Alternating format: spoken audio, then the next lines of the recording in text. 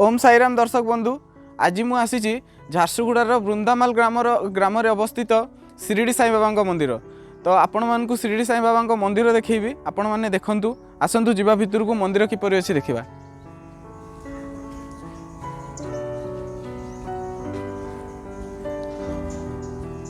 वर्तमान आम मंदिर एरिया भितर को आसीगले, चलतु मंदिर बाबांकर देखा।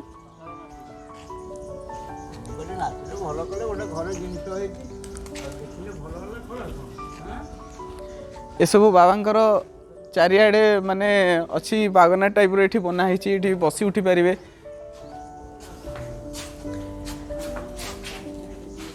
ये हूँ बाबा मंदिर, ये बाबा अवस्थित अच्छा।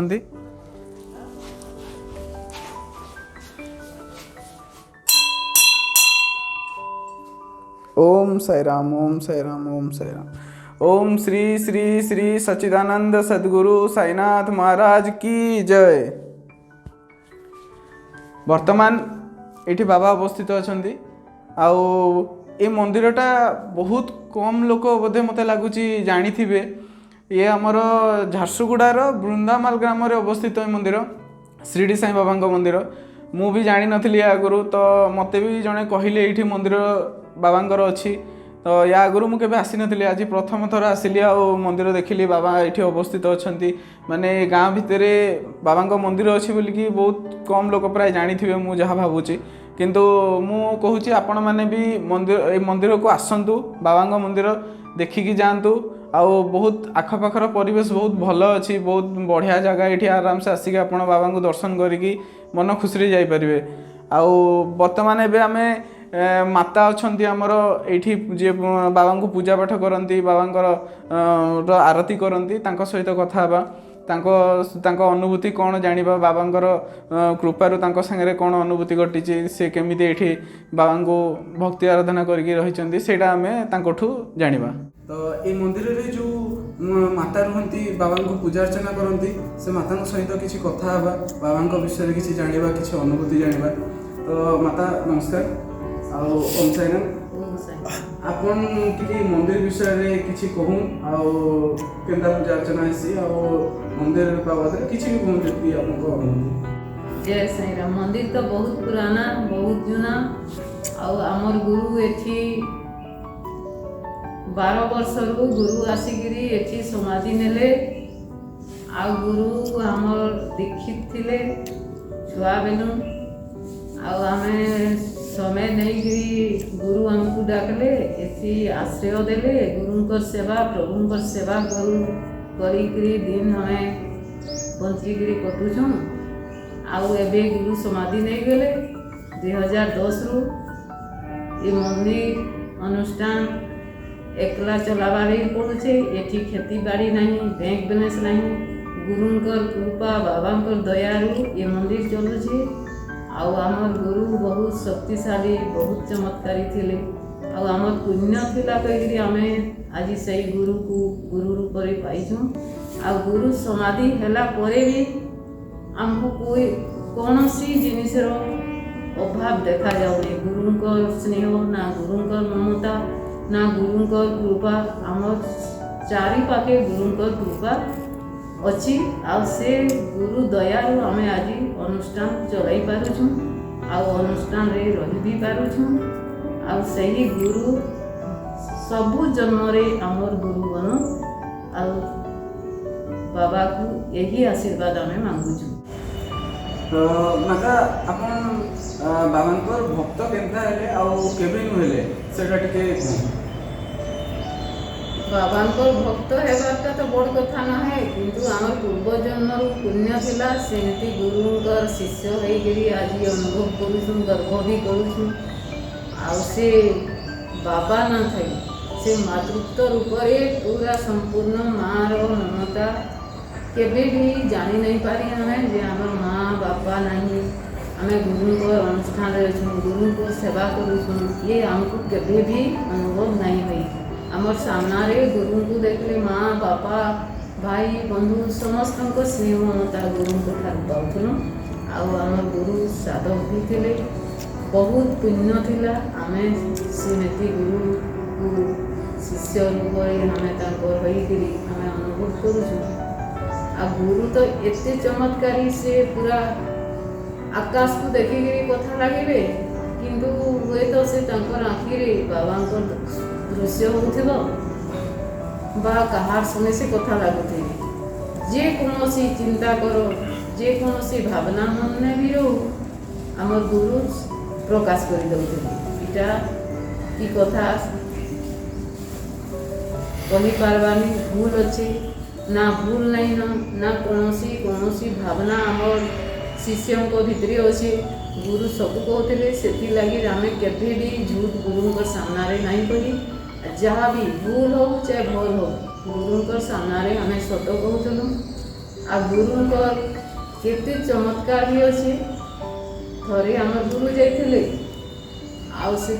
से अचानक पहुँची गले चमल घाटी सीमा डगी गले कि घोड़ारे चढ़ी 8टा डाकू तांकू धरी नहीं गले आ मृत्यु देवार पाई निश्चय करी नहीं आ सेति बेले थिले आमर फुलन देवी से साक्षात गुरु को दंडवत करी सम्मान पूर्वक घाटी को पार कर देते आ गुरुंकर केते चमत्कार अच्छे आम कहले भी सर तार लगे गुरुंकर समाधि 2010 रे होइछि आ सेथिपाई गुरुंकर चमत्कार कहबार लगे भी आमे आउ नाई चाहबार बहुत किसी चमत्कार से आमने सामने बाबा तांको राति रे से मंदिर ढुकी जिवे आ बाबांकर संगे से कथा लगे सेते बेले हमको मंदिर आसबार को से मना कर देते आ गुरु आज्ञा हमें कभी भी अतज्ञा नहीं करी आ गुरुंकर चमत्कार जानबार लगे भी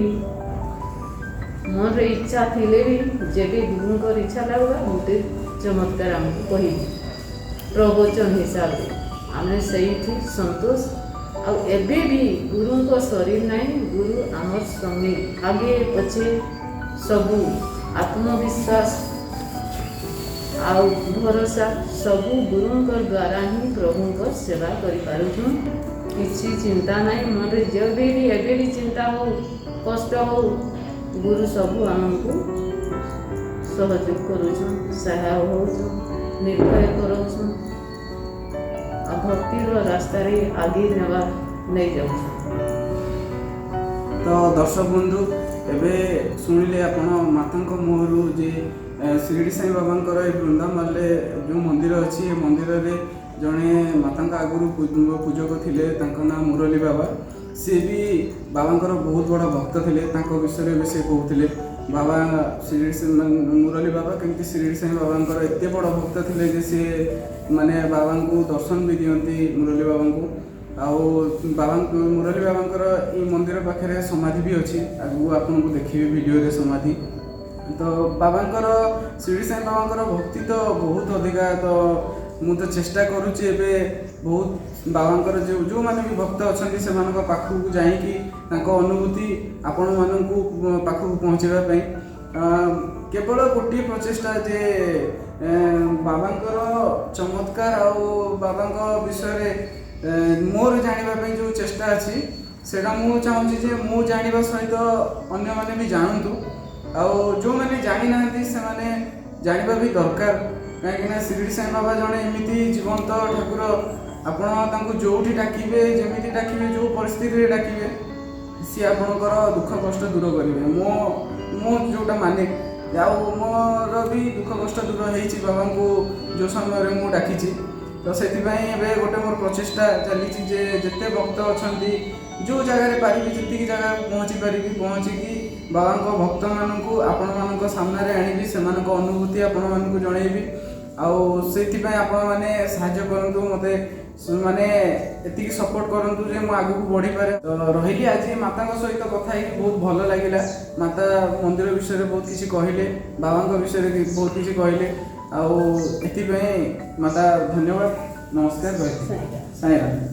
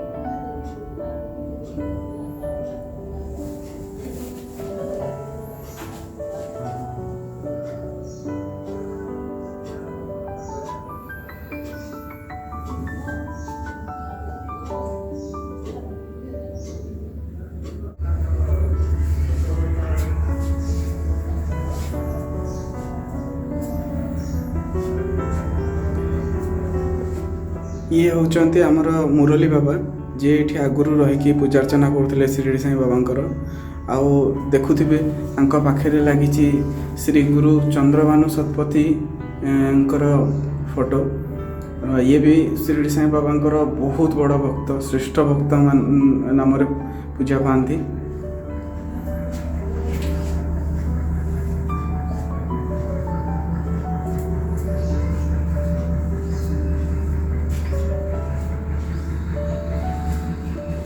चलतु बाहर को जावा आपण को देखेबी मुरली बाबांकर समाधि।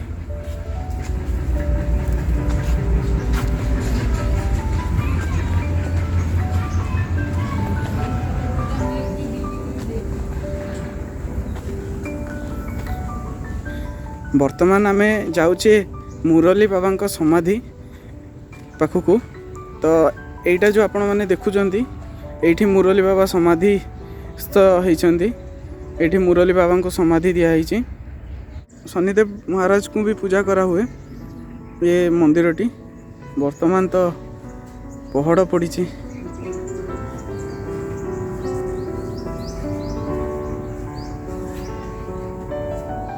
आपण मैंने देखिपे मंदिर चारिपार्श्व शिरडी साई बाबा मंदिर चारिपार्श्व देखिपे केते माने निरला जगह। बहुत बढ़िया लगिला मत आसिक ये एते शांत जगह।